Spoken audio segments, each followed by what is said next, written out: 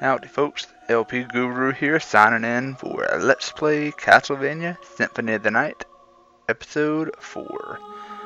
As always, we're going to be picking up right where the previous episode ended.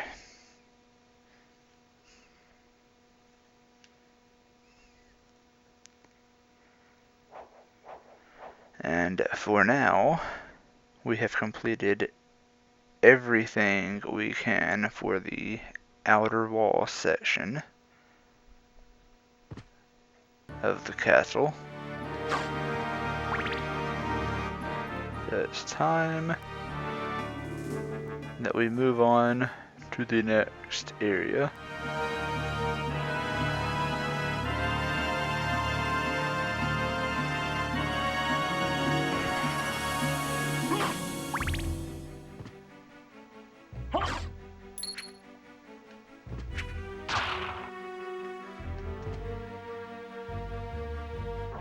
Which is right here.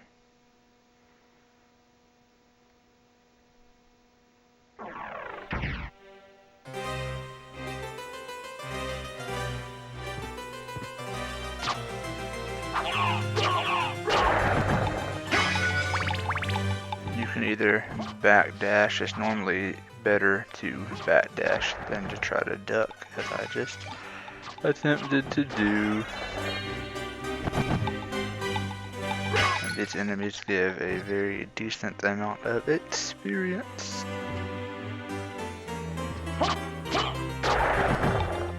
Now we'll check on that in just a second.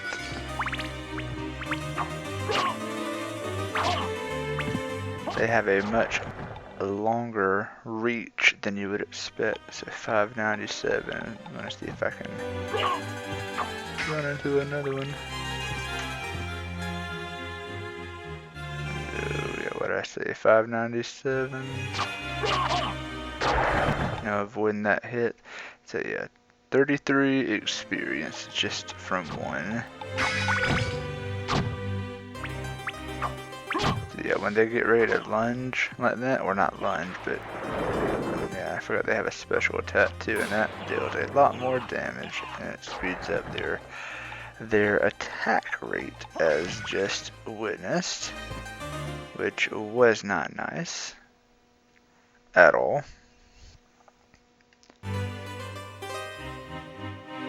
So this area you do need to be careful in.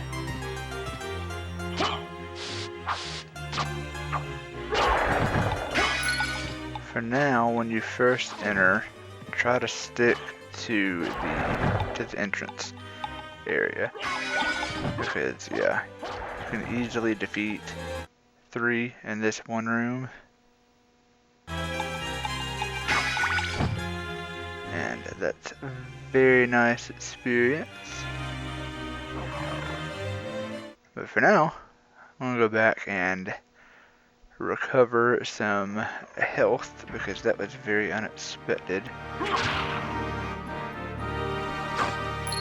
I had honestly forgotten about that special move. Not going to save progress, simply going to restore hit points, because that is much needed. Yeah, we are. Wasn't sure if we were at max hearts or not.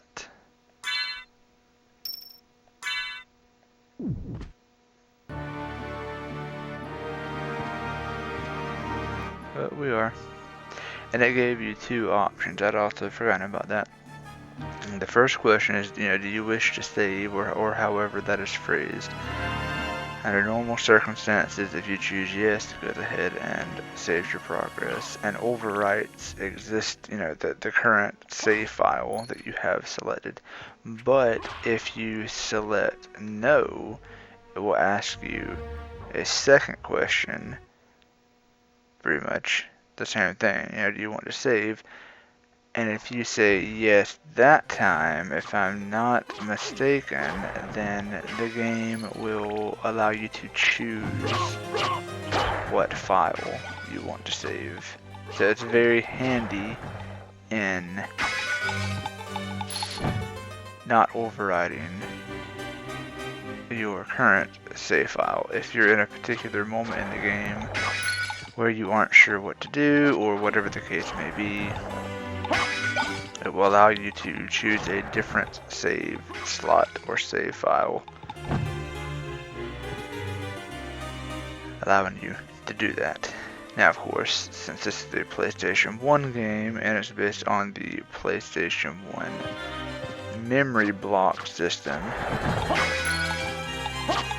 you have to have at least one other block of memory free in order to do so. Otherwise, you will have no choice but to always overwrite your save data. And that's one of the main reasons why with RPGs in a general sense, I always try to have multiple available save files, just in case. And it's for multiple reasons. Sometimes it's if I've ever been stuck back in the day when a game is brand new and I'm playing it for the first time and I wasn't sure as to what to do next. That's one reason. Or sometimes there's a particularly cool moment in the game and I didn't want to overwrite that moment, so I would choose a different save file and I would preserve it. But not every RPG gives you that option. 638 for the next level up. Let's see if it's still given. I think it was 33 experience points, I think. One more time, could I forget? 638.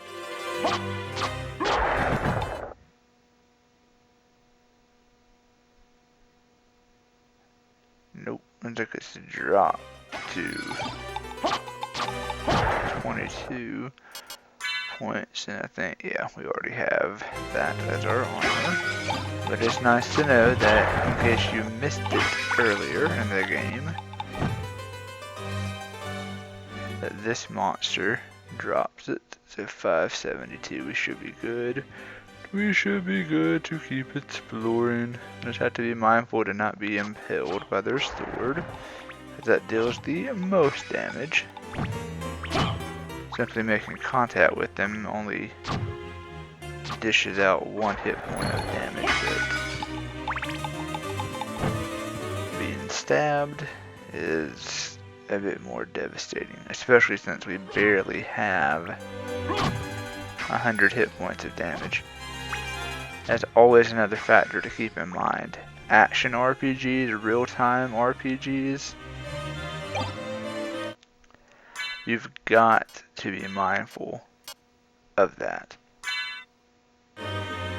because damage can be dealt very, very quickly, giving you very little time to either recover hit points if you have a means to do so, or to get out of dodge if you're not able to wipe the enemies out quick enough. So you just have to be mindful of that, because you can very easily be devastated by the enemies if you're not careful. And I do know this from experience. My first time playing this game, that was definitely the case. And these things are called Ectoplasms, and you really have to be careful with them, because if they touch you, they will curse you. Thankfully, the long library gives plenty of uncursed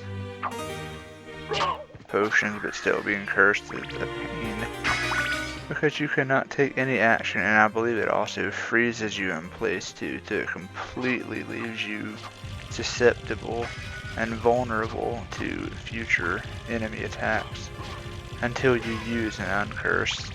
Thankfully, items are consumed real time, and when you go into the menu to select whatever item you need, thankfully the game is also paused temporarily. You have a bit of a reprieve, a bit of a breather in those types of moments. But if you do not have Uncurse, then you are completely at the mercy of the enemy. And Fairy Scroll, I believe, is the name of the relic just obtained.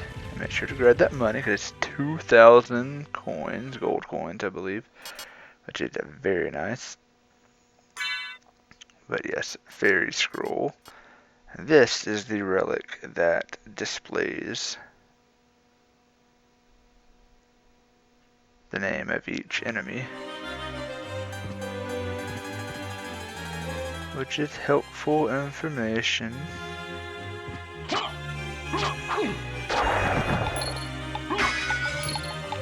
And each enemy drops some type of item, whether it be some type of gear, sometimes a sub-weapon depending on the, the enemy itself, and sometimes money. But there's always something that is dropped by an enemy. And I wanted to double check, make sure we weren't in that room yet, and we weren't. The room we're heading for, I believe, is right here. It's been a long time, old one. Oh, it's you, Master Alucard. What do you need? I need your help.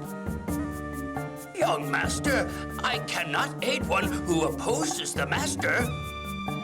You won't go unrewarded. Really? In that case, just tell me what you need. This is why it is so important to I'm interested in be collecting money throughout the game anytime you can find it.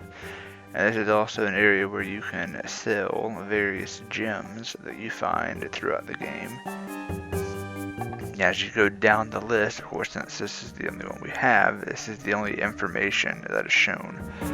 But as we collect more throughout the game, the actual sell value will be shown on this screen. But for now, we will bring in an extra 150 coins. I'm interested in this. The Jewel of Open is a must buy, because as you can read, it can open a lot of blue doors. So Thank you. definitely buy that. There's only one of those in the entire game, so once it is purchased, it will say it's sold out.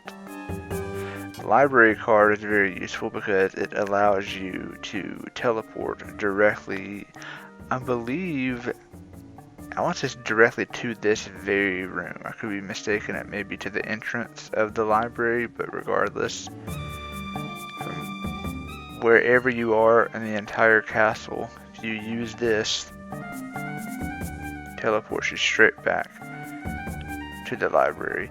And since it says the word use on the right hand side, that means it's a consumable item. So it can only be used once and then it's gone forever, but you can stock up on them, thankfully. And that's the case for any item that has the word use. That's always what it means. So you have a very wide variety of items that can help you, such as Uncurse that we've been acquiring, Anti-Venom or Anti-Venom, pronounce it however you would like, Cures Poison, regular potion just restores a little bit of hit points, so forth and so on. And then you get to weapons and armor, different types. Most of these will either be dropped by future enemies later in the game, or they'll be found at some point in the castle. Only a few are unique to being sold here, so bear that in mind. All of that's true for everything. Weapons, armor, cloaks, all the above, different accessories. Now the castle map is a definite must buy, and I will show that off in just a minute when we're done here.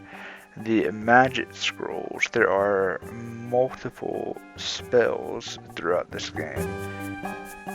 it's always best. Now, if you've played this game before and you have the different button combination, the proper input sequences memorized, you don't have to buy the scrolls.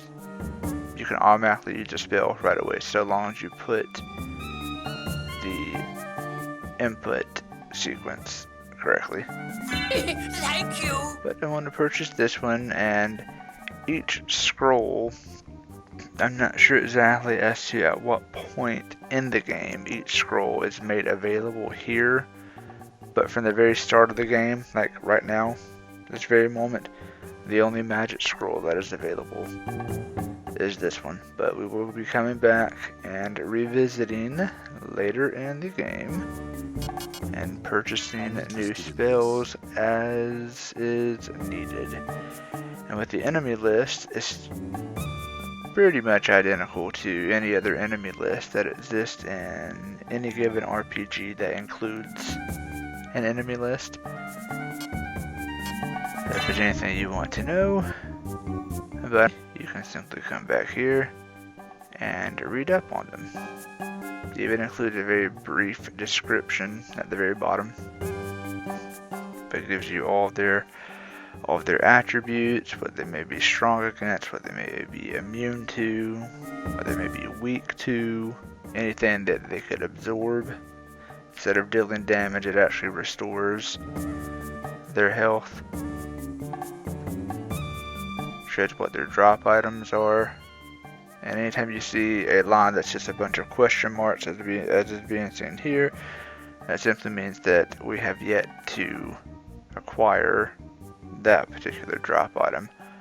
But I do believe that each enemy drops up to two items. I don't believe they drop any more than that. Otherwise, the list of drop items would be more than two. And lastly, it shows the amount of experience that you tend to gain. But as has been witnessed so far, the more we level up, the more that number tends to change. So just take that value with a grain of salt, because it may not always be right. And this is also a great way to find out and to determine roughly progression wise where you are in the game. Right here, this is the long library areas worth of enemies, and then eventually, or right now, you get to a point where you no longer see names. I won't scroll all the way to the bottom because it's a very lengthy list, but you get the idea. You get the idea. And the Doppelganger 10 was the last boss that we took on. Its description simply says that it is a shape-shifting demon. So it's not actually Alucard's evil twin or a dark shadow or whatever you want to call it. It's actually a demon that is capable of shape-shifting. So you could be anyone.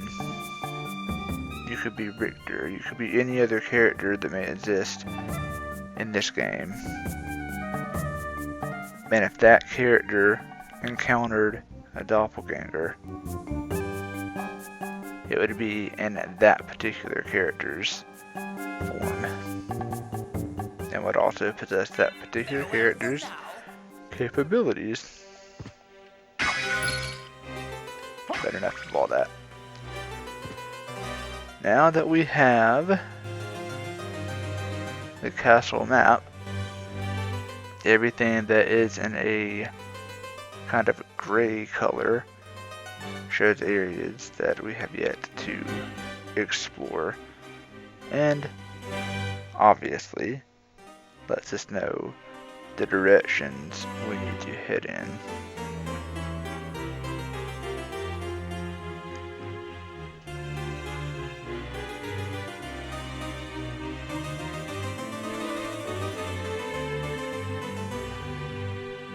This is the main reason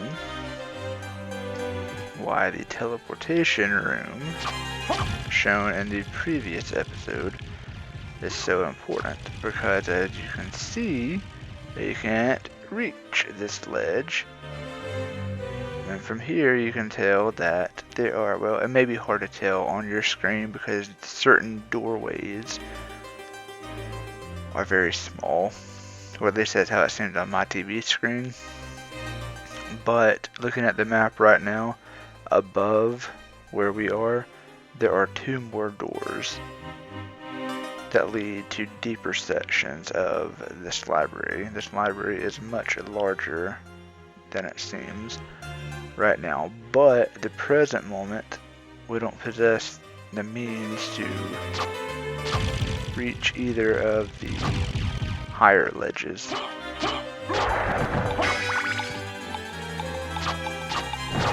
And there's a number of ways that you can go about. 198 left to a level up. It's only 5 experience points. There's a number of ways that you can go about tackling this game. It's one of the reasons I love this game as much as I do. Yes, there is a proper order to the game, meaning certain areas you simply don't have access to until you have, certain abilities and everything. So that's pretty much just like that. You get cursed. Let's try not to do. Then you can uncurse that quick. Always make sure to go back in and re-equip what you had to switch out, otherwise you will accidentally consume more of that same item. Yes, I have done that before, I have forgotten.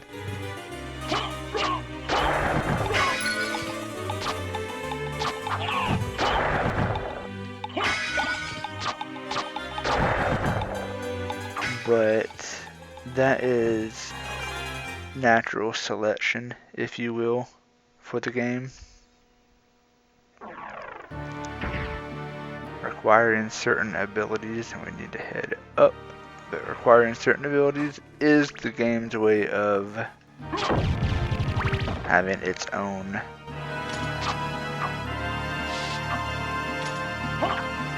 proper order of operations, if you will, to be preserved. But aside from those areas, and I will go into more detail about that when we reach certain areas, I will point that information out. But aside from those types of areas,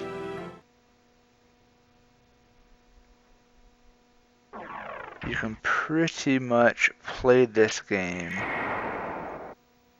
any way that you want to. There's no, right or wrong way, no right or wrong order to do things. I will be trying to show off not necessarily the quickest way to beat this game, but one of the most straightforward ways. Again, there's multiple play styles and multiple ways that this game can be played. What I'm going to be showing off, or attempting to show off, is just one of many ways that things can play out. I'll be taking care of that and heading in that direction in the very next episode. As always, thank you all so much for tuning in, and I'll catch you on the next episode. LP Guru, signing out.